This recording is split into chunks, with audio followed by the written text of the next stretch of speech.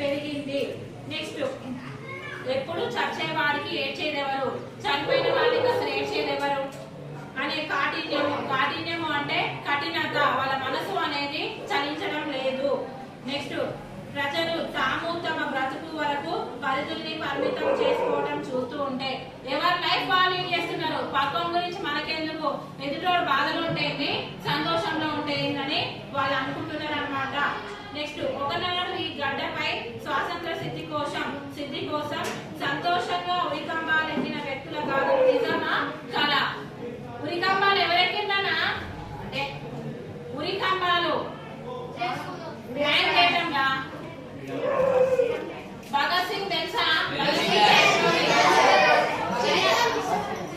చిన్న వయసులో స్వాతంత్రం కోసం కొట్లాడి ఉరి వరకు తన లైఫ్ ప్రస్థానం అనేది కంటిన్యూ చేసింది అనమాట. సో అలాంటి వాళ్ళ బాధలు అనేవి ఎలా ఉన్నాయో ఎవరైనా ఆలోచిస్తున్నారా? నిజమా కళ? అసలు అట్లా జరిగిందా లేదా అని అనుకుంటూ ఉన్నాము.